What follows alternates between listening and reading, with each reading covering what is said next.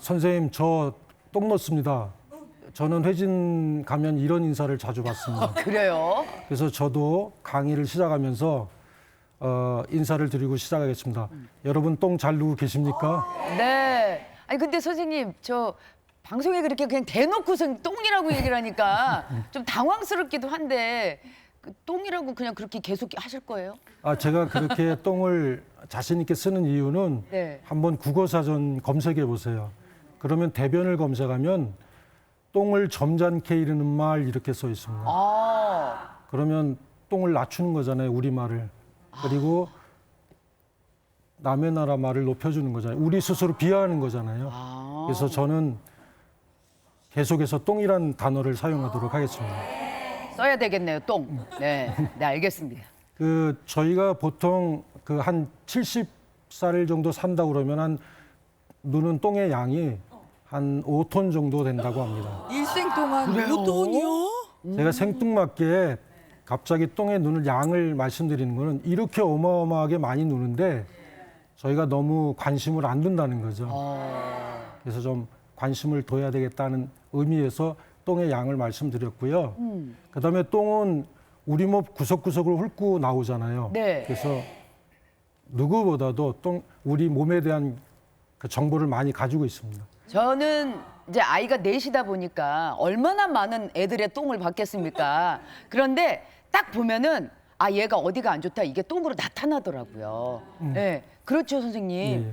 그게 엄마들이 아기 똥은 잘 보는데 자신의 똥은 안 본다는 게 문제가 좀 있습니다. 한번 내 것까지. 예, 조선시대에 보면 네. 그 왕이 왕의 똥을 매화라고 그랬거든요. 근데 이제 그 왕의 똥을 그 영화도 보시면 알겠지만 그게 버려지는 게 아니라 어이한테 가요. 그럼 어이가 냄새 맡고 모양도 보고 심지어 맛까지 봤다고 그러잖아요. 그러니까 그 당시에 벌써 똥과 건강이 무슨 관계가 있다 그렇게 정보를 얻을 수 있다 생각한 거죠. 그래서 저도 오늘 똥이 우리에게 어떤 메시지를 전달해 주는지 거기에 대해서 말씀드리도록 하겠습니다. 네. 그러면 한번 네. 어떤 정보들이 있을지 알아볼게요. 저희가 보통 그 똥의 모양을 보통 보면 한 7가지 형태의 똥의 모양을 보는 것 같아요. 네. 그래서 이제 적나라하게 그림으로 표현을 해요. 그래서 보통 여러분들은 어떤 종류의 똥을 평소에 보십니까? 네. 굳이 그런 대답까지 하지 않아도 네, 마음속으로. 하나하나 좀 설명을 예, 해주시면 예. 저는 4번하고 5번 사이 정도 뭐 되는 것 같아요. 예. 4번이 제일 좋은 상태라고 볼 수 있을까요? 예. 보통 1, 2번 정도 저 네. 이제 딱딱하고 그 뭐 토끼똥 같이 논다 뭐 이런 형태들이 있잖아요. 저거는 주로 연세 드신 분들이 많이 보게 되는 똥이에요. 저거는 이제 드시는 양이 적고 또 장의 운동이 활발하지 않으니까 오래 머물다 보니까 수분을 많이 뺏겨서 저렇게 보게 되는 겁니다. 그렇군요. 근데 꼭 연세 드신 분만 아니라 뭐 이제 젊은 사람도 다이어트를 막 무리해서 한다든지 네네. 아니면 식이섬유가 좀 부족한 패스트푸드를 많이 먹는다든지 네. 그러면 저런 형태의 똥을 넣을 수 있습니다. 아. 그리고 이제 세 번째, 네 번째 소위 뭐 바나나처럼 생긴 똥 이런 똥은 이제 정상적인 똥이고요. 네. 그다음에 이제 좀 설사에 가깝거나 묽은 똥 저런 경우는 이제 뭐 과민성 대장 증후로 좀 장이 예민해서 잘 흡수를 못 한다든지 아니면 뭐 장에 바이러스나 세균이 침투해서 어떤 염증 같은 게 생겼을 때 보게 되는 똥입니다.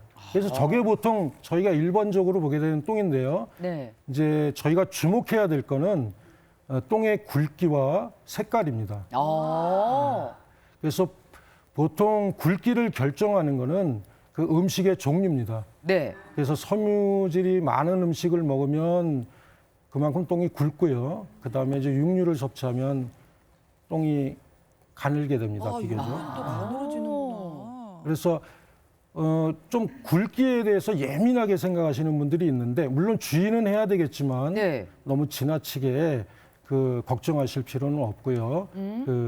음식에 따라서 많이 변한다 그런 영향을 받는다 그렇게 알아두시면 될 것 같아요. 근데 이제 우리가 똥이 좀 가늘어지는 거에 대해서는 우리가 좀 주의를 할 필요가 있습니다. 왜요?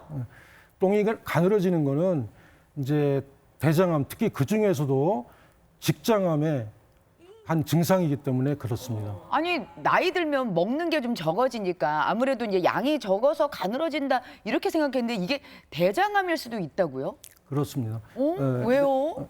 우선 그 혹시 뭐 대장암뿐만 아니라 거의 대부분의 암에 가장 위험한 그 위험인자 첫 번째가 뭔지 아십니까? 뭘까요? 위험인자. 뭘까요? 뭐 잘못된 식습관, 흡연 뭐 이런 게 아닙니다. 아니에요? 나이입니다, 나이. 나이가 들면서 모든 암은 발병률이 높아질 수밖에 없습니다. 그러니까 똥이 가늘어질 경우에 특히 연세 드신 분들의 경우에는 직장암에 대해서 꼭 염두에 두셔야 합니다. 그렇군요. 그래서 또 똥이 가늘어지는 이유에 대해서 그 잠깐 그 장의 모양을 대장의 모양에 대해서 좀 설명을 드리면요. 네. 저 여기 화면에서 보시는 것처럼 그 이제 오른쪽에 그 맹장이 있고 위로 올라오면서 상행결장이 있고 쭉 내려가면서 좌측에 그 하행결장이 있고 S결장, 그다음에 직장이잖아요. 네. 그런데 우측에 있는 우측에 있는 대장은 공간이 넓어요.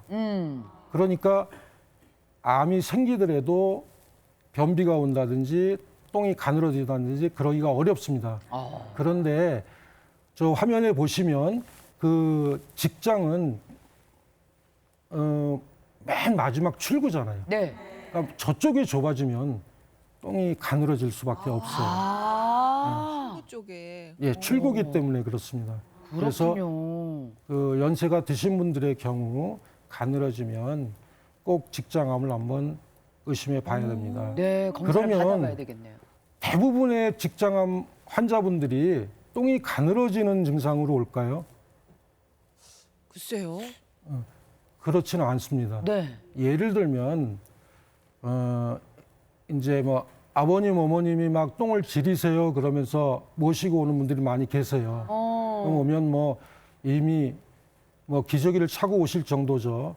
그런데 그분들이 뭐라고 그러냐면 연세가 드시니까 괄약근이 약해서 대변이 줄줄 새어 이래요. 그래서 방치하는 경우가 많습니다. 어머나. 그런데 사실은 똥이 가늘어져 오는 경우보다 연세가 드신 분들의 경우는 저렇게 묽은 변을 보는 경우가 더 많습니다. 네. 그건 이유가 뭐냐면 네.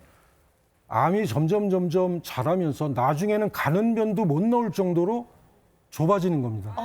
그러면 그때는 이제 가는 똥도 못 나와요. 네, 그러면 그때는 막 물처럼 묽은 변만 나오게 됩니다. 그래서 이걸 꼭 기억하시고 이제 연세 드신 분들이 그 묽은 변을 본다 그러면 뭐 대장암, 직장암을 한번 생각해 보셔야 됩니다. 그래야 진짜 되겠네요. 위험한 신호네요. 네. 근데 교수님, 제가 생각하기에 선생님, 이게 정말 직장에 문제가 있어서 변이 가늘어질 수도 있지만 항문 자체가 이렇게 문제가 생겨서 가늘게 나올 수도 있지 않을까 생각이 뭐 들어요. 치질이나 네, 치액이나 그럴 수도 있지 치루나 않나요? 그렇게 생각하시는 분들이 많아요. 그런데 우리가 대장암, 직장암 그러면 그냥 암 그러는데 사실은 돌덩어리처럼 딱딱해집니다. 아, 그 조직이요? 네, 돌덩어리처럼 딱딱해집니다. 그래서 그게 좁아지면 그걸 넓히고 나올 만한 힘이 없어요. 똥에는. 그런데 치액은 혈관이 부풀어 오른 겁니다. 그러니까 말랑말랑해요. 그러니까 그 치액이 있어서 똥이 가늘어진다 그런 생각은 하지 않으셔도 됩니다. 아, 그렇군요. 그러면 정말 예. 이거는 진짜 위험한 신호니까 꼭 신경 써 챙겨야겠네요. 어쨌든 변이 가늘어졌다면 일단 병원에 한번 가보시는 게 좋겠네요. 네. 네. 예, 그러면은 색깔도 아까 조심하라고 예, 하셨잖아요. 이제 굵기를 말씀드렸는데 색깔에 대해서 말씀드리겠습니다. 네. 그 똥의 색깔을 결정하는 것도 대부분 음식물이에요. 그래서 예를 들면 우리 선지 먹으면 다음 날 막 시꺼멓잖아요. 또 뭐 수박이나 뭐 토마토 먹으면 좀 불구스름한 끼를 네. 띠고요. 그래서 이거 음식물에 의해서 영향을 받기 때문에 뭐 크게 신경을 안 쓰셔도 되는데 다만 한 가지 이제 똥에 피가 섞여 나오는 경우에는 이건 반드시 좀 주의를 하셔야 됩니다. 오. 보통 피가 섞여 나오면 어떤 질환을 생각하시게 되죠? 대부분 항문 질환이 있으면은 이제 피가 섞여 나올 것이다. 치질이나 치액이나 네, 치루나. 그렇죠. 예. 예, 맞습니다. 항문 출혈의 대부분의 원인은 치액과 치열입니다. 네. 치액과 치열인데요. 그 보통 치액과 치열에서 피가 나면은 선홍색 계열의 좀 맑은 그런 피를 보는 경우가 많습니다. 그리고 이제 보통 직장암에서도 피가 날 수 있는데요. 이때는 좀 어두운 색깔의 그런 피가 날 수 있습니다. 그리고 또 뭐 그 외에도 뭐 궤양성 대장염이나 크론병, 개실, 위궤양 12지장 이런 여러 가지 질병이 있을 때 피가 날 수 있습니다. 그래서 학문에서 피가 난다 그러면 어느 꼭 하나만 생각하지 마시고 여러 가지 질병이 있을 수 있다. 그래서 병원에 오셔서 진찰을 받아보시는 게 좋습니다. 네. 그렇군요. 피가 섞여 나오면 그냥 치질이겠거니 생각했는데 그게 아니라 오. 여러 가지 증상, 여러 가지 질병의 원인이 될 수 있으니까 꼭 검사를 받아봐라. 예, 알겠습니다. 네. 병원에 꼭 가봐야겠어요. 네. 예. 그래서 또 말씀드리고 싶은 거는 이 보통 제일 많이 나누는 대화가 뭐냐면 아 이게 뭐 선홍색이니까 암 아니겠지. 또 이거는 뭐 어두운 색이니까 뭐 암인가 봐. 색깔로 구분하는 건 어렵습니다. 아, 색깔로 구분하는 건 어렵기 때문에 일단 피가 난다 하면 병원에 오셔서 원인을 찾는 게 중요하고요. 네. 저도 이제 저한테 치질 수술 받겠다고 오시는 분들 중에 더러 직장암이 발견되기도 합니다. 아하. 그래서 피가 나면 원인을 찾는 게 중요하지 뭐 때문에 난다 그런 건 생각 안 하셔도 됩니다. 네, 네. 알겠습니다. 이제 지금까지는 그 굵기하고 그다음에 이제 그 색깔에 대해서 말씀드렸는데 네. 이번에는 이제 배변 습관의 변화에 대해서 좀 말씀을 드리겠습니다.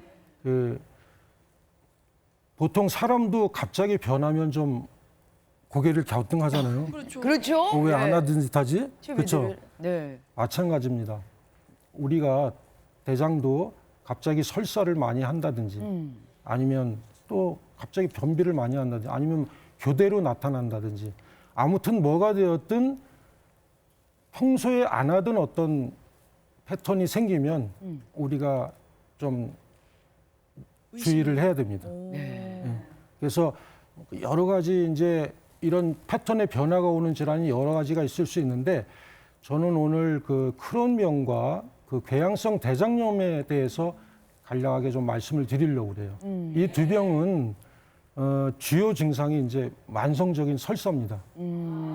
그런데 그런 병은 많은데 왜 하필 이 얘기를 드리려고 하냐면 이 크론병하고 궤양성 대장염은 계속해서 증가하고 있습니다.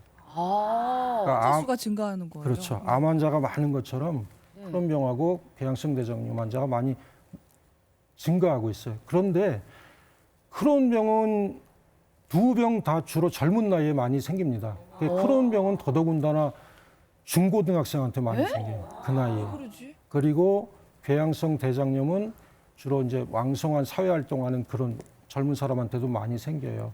그럼 보통 중고등학생한테 설사가 많이 생기면 어떻게 생각하죠? 아니 어린아이가 무슨 나쁜 병이 있겠어. 그렇죠. 그러니까 예민해서 그렇겠지. 지사제 먹이겠죠. 그리고 또 젊은 사람은 설사를 막 많이 오래도록 하면 아니 너무 과로에 시달리나 보다. 그런 거 아, 스트레스 많이 받나 보다. 쉬면 네. 되겠지. 예, 뭐. 그렇게 생각하잖아요. 근데 저 두 병이 있고 대장암에 관심을 갖는 것처럼 저 두 병도 우리가 관심을 좀 가져야 됩니다. 중요한 게 젊은 나이에 생기기 때문에 주의해야 된다는 거고요. 그다음에 두 병 다 얼마나 빨리 발견하느냐에 따라서 완전히 예후가 달라집니다. 그래요. 그렇기 때문에 이 두 병을 염두에 두시고 좀 드시는 게 좋을 것 같습니다. 예, 네. 알겠습니다. 다양한 상황에 대한 염려를 해야 하겠습니다. 이제 꼭 그 필요한 시기에 병원에 가보는 게 중요하겠네요. 네. 예. 네. 강연 그러면은 다 들으시고서 많은 분들께서 또 티버 댓글창에 또 보내주셨는데 네. 질문이 들어왔습니다. 남편의 똥 냄새가 지나치게 지독합니다. 30분은 환기를 해야 다음 사람이 들어갈 수 있을 정도인데 요거 장에 문제 있는 거 아닐까요? 하면서 질문을 주셨거든요. 이게 뭐 농담 같은 질문입니다만 당사자 입장에서는 그럼요. 심각할 수 이런 있겠네요. 분들 많아요. 냄새가 좀 심해졌다도 위험 신호일까요? 냄새를 결정하는 것 역시 음식물입니다. 아, 그래서 똑같은 음식을 뭐 채소나 야채를 먹은 사람은 냄새가 덜할 거고요. 네. 그 다음에 뭐 주로 단백질? 단백질을 많이 드신 분들은 거기서 이제 소화되면서 네. 좀 뭐 그 고약한 냄새를 풍기는 물질들이 만들어져요. 그것 때문에 냄새가 좀 고약한 거예요. 그래서 뭐 이게 큰 병하고는 상관이 없다. 네. 그렇게 알아두시고요. 또 하나는 그 질문 중에 보면 남편의 방구 냄새잖아요. 네. 이게 똑같은 냄새라도 자기하고 남은 다르게 느낍니다. 그래서 이게 상당히 맞아. 주관적이다. 그러니까 너무 걱정하실 거 없습니다. 어쩌면 질문 주신 분이 본인 얘기를 남편에게 빗대서 하셨을 그럴 수도 수도 있고, 있겠네요. 예. 네. 어쨌든 교수님 말씀은 대변의 굵기, 색깔을 살펴서 좀 이상하다 싶으면 일단 예. 병원에 가서 병원에 가서. 진단을 받아라 이런 네. 말씀입니다. 오늘 말씀 잘 들었습니다. 감사합니다. 대장학문외과 전문의 남호탁 선생님의 강연이었습니다.